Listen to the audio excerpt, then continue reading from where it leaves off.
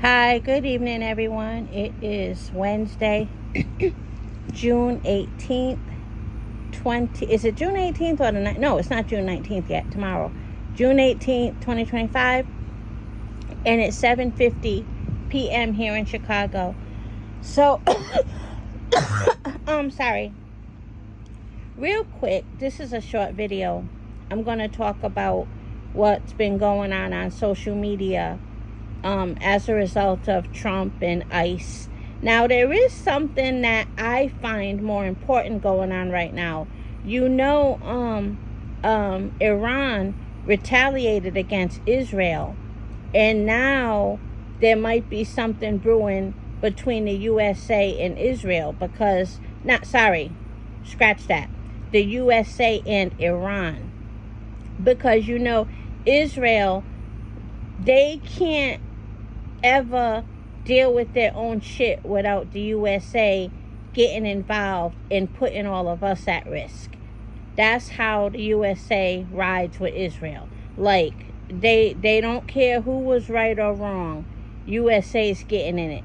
And did you guys know just the other day, like a day or two ago, Israel shot down did they shoot it down or was it in the water?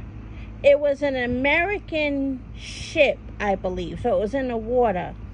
And I think their objective, they were spying on another country, but they say Israel didn't recognize the ship or something, and they blew it up, basically. Israel did that to an American ship, and they're trying to, investigate, get to the bottom of it. But, yeah, Iran retaliated against Israel attacking them. So now the USA is going to get all up in it because, like I said, they can never mind their business whether Israel is right or wrong. But so that's definitely more important to me, what's going on, than ICE right now. But here's what I wanted to say about ICE. On social media, now you got all these different minority groups who I would have to say historically and as a group are racist towards black people. Now you got them going at each other. I just saw, and I can put links for all of these if anybody wants to look at them for themselves. I just saw an Asian woman.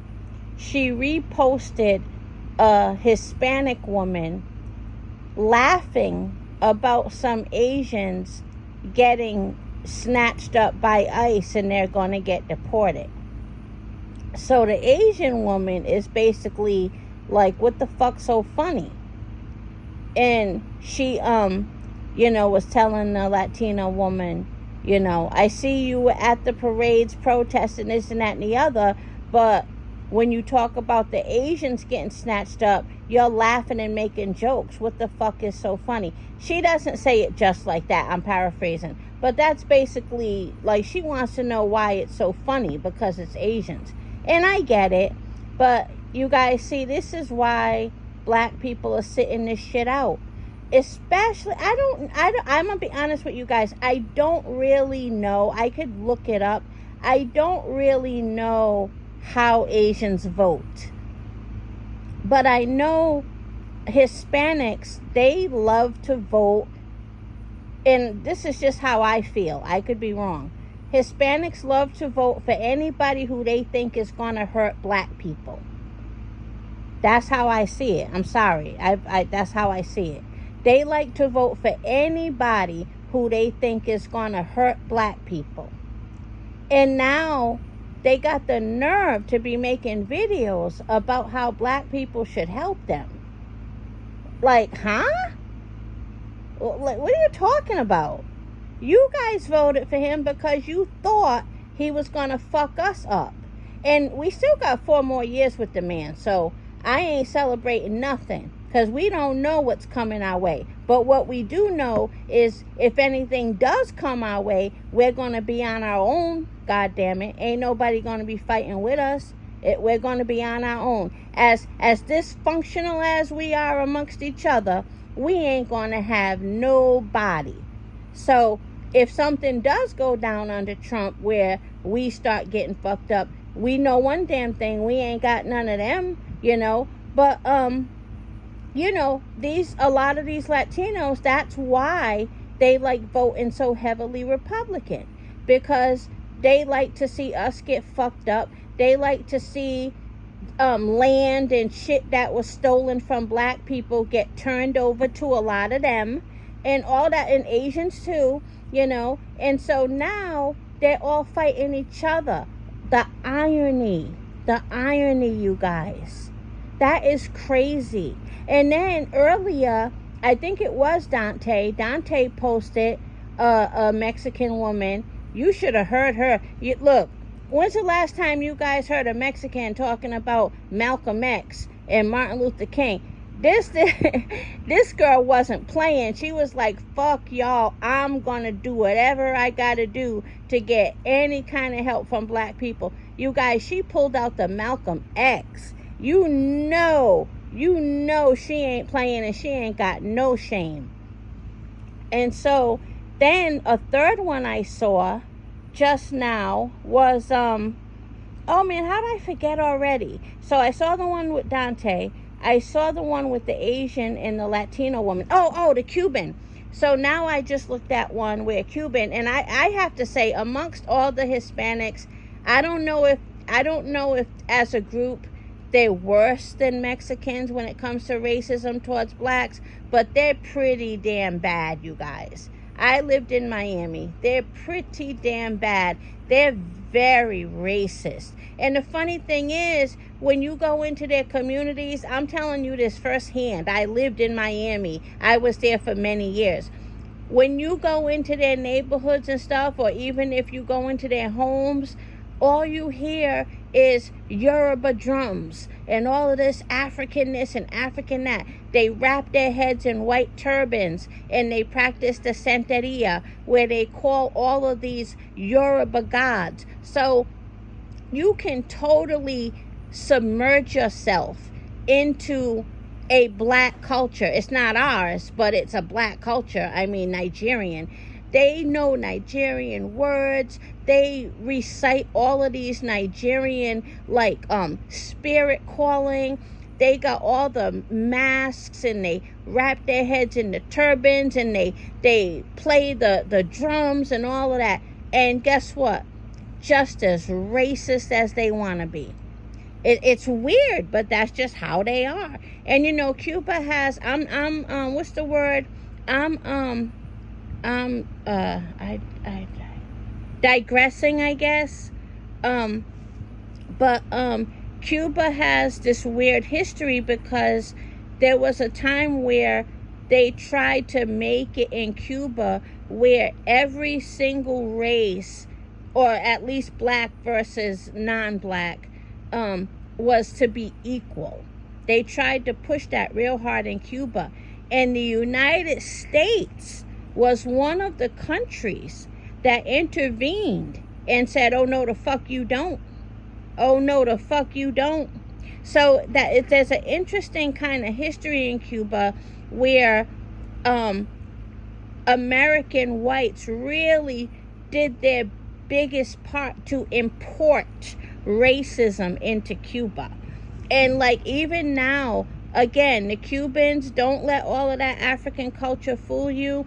They could be very racist. They even like sharing stories about how, their grandmother said this and their father would kill them if that, all of this. They're just very proud racists.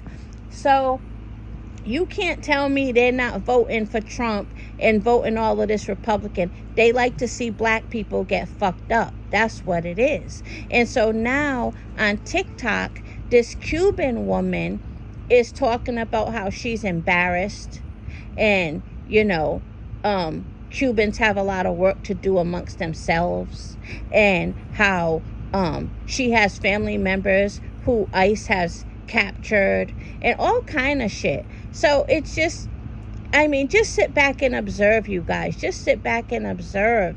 It's like all of these groups, what's the one thing they had in common, you guys? The one thing they had in common, they thought they knew white people better than we do. That's what they all have in common, right? And there was something else I was going to say. Oh, salute to the Puerto Ricans.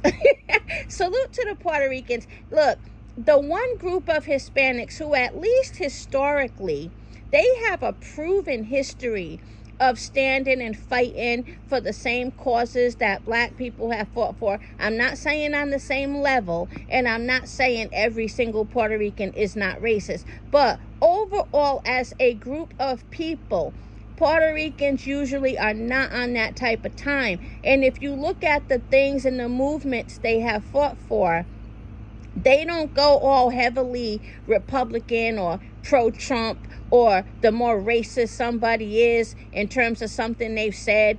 Puerto Ricans don't go run and make sure they vote for that person because they're racist. And salute to the Puerto Ricans. They get to sit this one out because all Puerto Ricans are U.S. citizens. They ain't got to worry about no ICE and no other shit. And it's so, that's another thing that's very ironic. The one group of Latinos that does not fit into that category of always trying to get black people fucked up, they're the ones who get to sit this out, you know.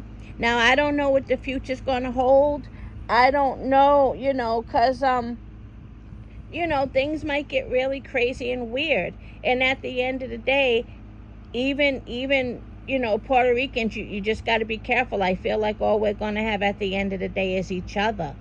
You know, and I do understand there are black Puerto Ricans and white Puerto Ricans. So I do understand that. But I mean black Americans. At the end of the day, we still better only rely on each other, no matter how dysfunctional we are. But I'm all over the place with my talking. But you guys get what I'm saying. It's just interesting to see how this plays out. And, you know, I know a lot of, like, really cool Mexicans. And I would be lying to you guys if I told you that most Mexicans I come across are rude. Most Mexicans I come across are very, very nice to me. But you can't let individual treatment blind you from seeing what they do as a community, as a whole. You know what I mean? But that's all. Have a good day, everyone.